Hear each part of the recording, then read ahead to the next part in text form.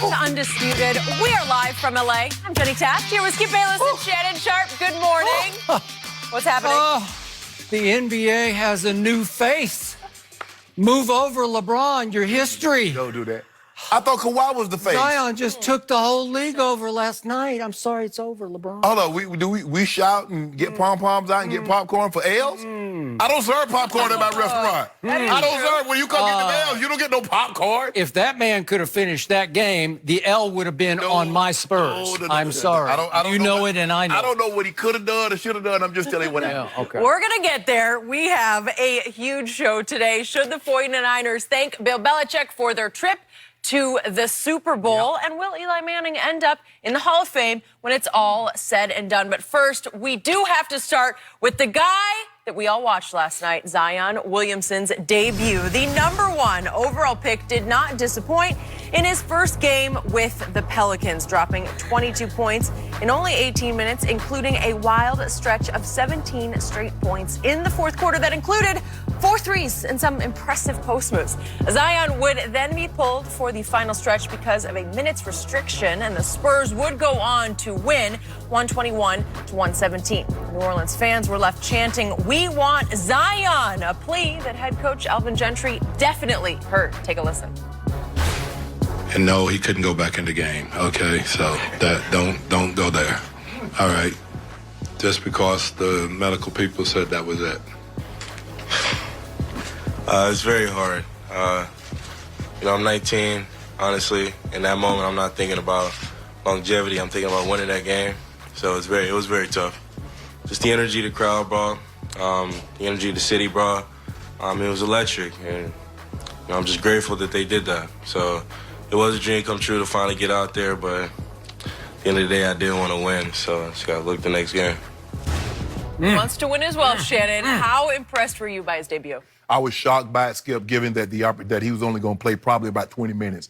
And you get 20 minutes in 4 quarters, Skip. It's hard to catch a rhythm. You play 3 minutes here, you play 4 minutes there, you play 5 minutes, you play another 3. And so it was hard for him to get a rhythm. If you think about it, Skip, he only took 3 shots in the first 3 quarters.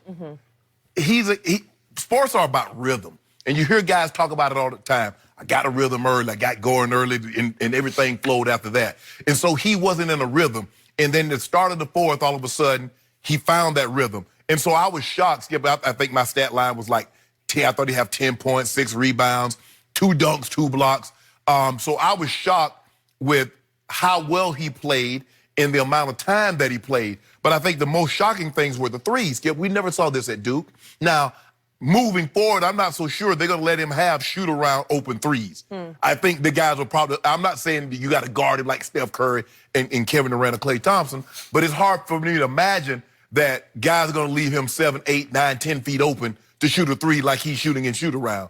But I was surprised. What I wasn't surprised to see, Skip, is that he's going to get those effort plays. A loose ball around the basket, he's going to grab that and go back up so quick. He missed one. I mean, he can bounce. He can leave the floor, miss a shot, come down, back up again as good as anybody, as quick as anybody that I've ever seen. So I wasn't surprised. They throw him a lob, Skip. He's over the top of everybody. That didn't surprise me. Him getting a ball in a close, restricted area, quick move to the basket, that didn't surprise me.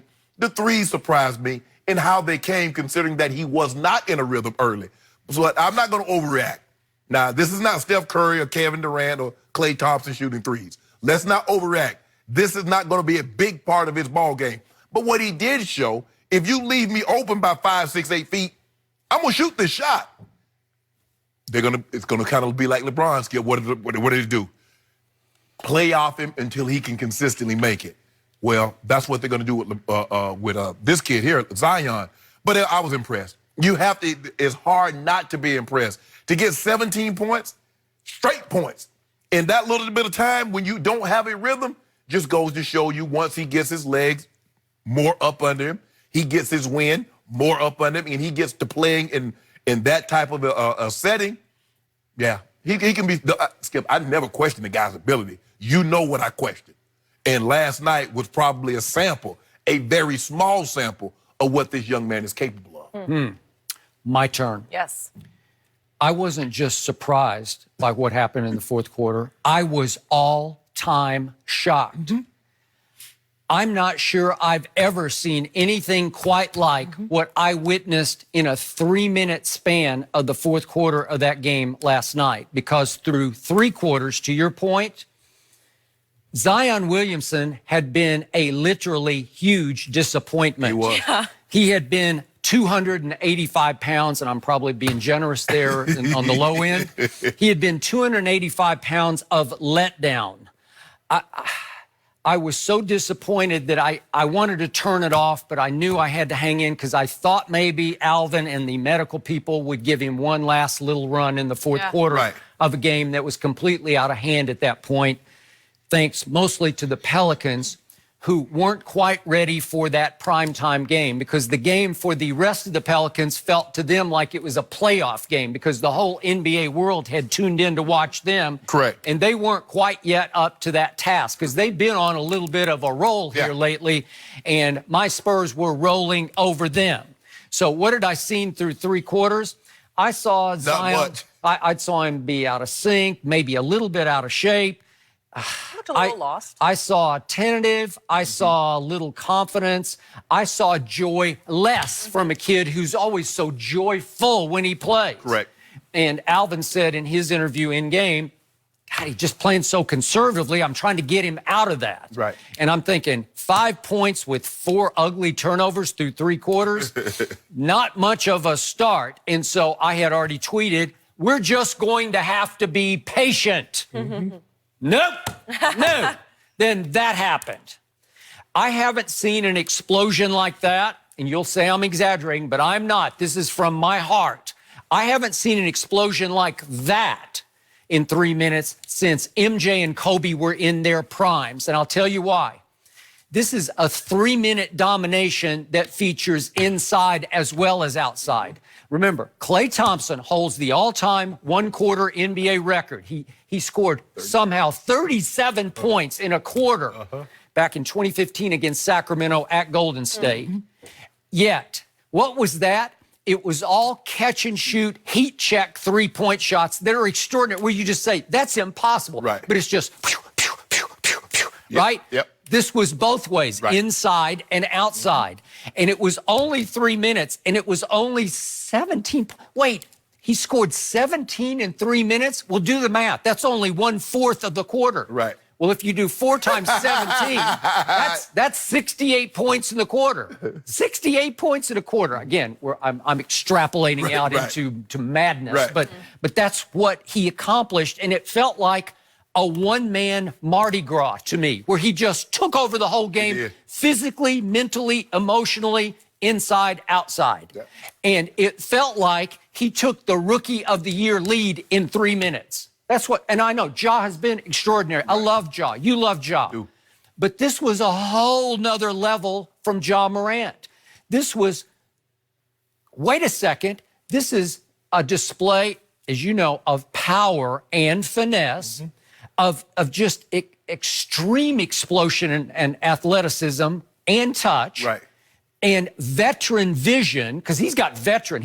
Remember, he played point guard in high school. So he's got veteran vision, and he's still got, once he got into the rhythm and the flow, he's got this childlike energy and joy and desire to play, where it's just explosive desire, like a little kid with a new toy. Well, last night was a kid with a new toy because, remember, the whole world was watching him. And what I loved about him at Duke and I loved about him last night, did he shrink in the moment? Well, I thought for 3 quarters, maybe he was shrinking. Guess what? He is at his greatest when the lights get brightest. And all of a sudden, we looked up, and the Spurs had gone from 15 up to 1 down. When he left the game, they're up a point. How did you do that? The Spurs aren't great this year. Obviously, they're just sort of fighting for the 8th spot like the Pelicans are about to fight for the 8th spot. I think the Pelicans will wind up in the 8th spot. But the point was that the Spurs are pretty good, and he rendered them a bunch of little kids. That's what they look like, just ragdolled all over the place. And if we could go to the play that first caught my eye, this started the explosion. What did I tell you yesterday? I predicted that Zion would would dunk, he would posterize my buddy Jakob Poeltl. Jakob. Yeah. Oh, Jakob. And so watch what Zion does to Jakob to start this run. Watch what happens here. Okay, that's the block. Okay, so this is, okay, Jakob blocked his shot. There's a play before this, actually. But